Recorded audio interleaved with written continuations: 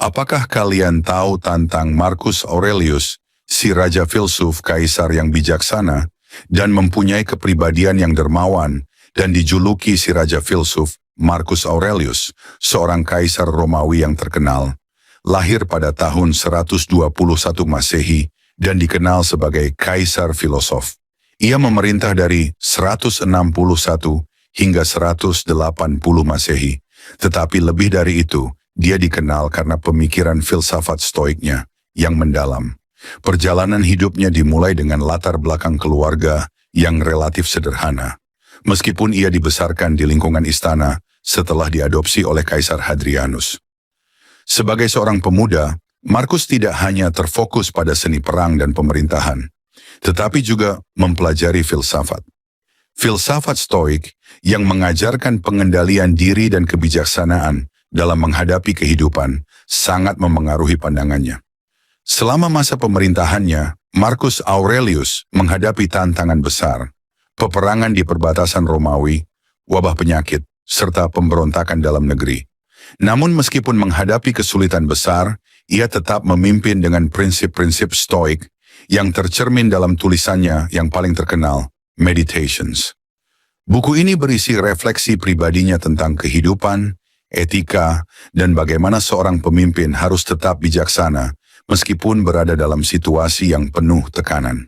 Perjalanan hidup Marcus Aurelius tidak hanya tentang menjadi kaisar, tetapi tentang pencarian diri, ketenangan batin, dan mencoba menjalani hidup yang lebih baik, baik untuk dirinya maupun rakyatnya. Meskipun ia meninggal pada 180 Masehi, pemikirannya terus mempengaruhi banyak orang hingga hari ini, menjadikannya sosok yang lebih dari sekadar seorang pemimpin, tetapi juga seorang filsuf agung. Anda juga bisa membaca buku-buku tentang Marcus Aurelius dan mencari tahu tentang sang raja filsuf seperti Meditations.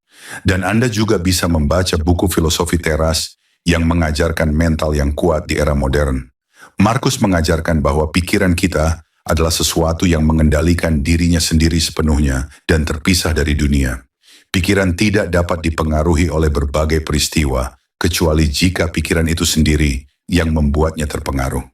Marcus Aurelius pernah berkata, "Mulailah harimu dengan berkata pada dirimu, hari ini aku akan ketemu orang-orang yang tidak tahu diri, sombong, tukang bohong kepoan, dan pansos. Daan, itu bukan salah mereka. Mereka cuma nggak bisa ngebedain mana yang baik dan buruk, tapi aku yang bisa ngebedain dua hal tersebut juga punya sifat yang sama dengan mereka.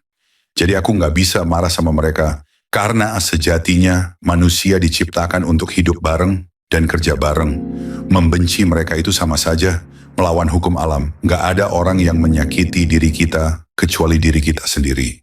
Ingat, segala sesuatu yang kita dengar adalah opini, bukan fakta. Segala sesuatu yang kita lihat adalah perspektif. Bukan kebenaran, like dan follow video ini agar kalian mempunyai wawasan lebih banyak. Thanks you, the next video.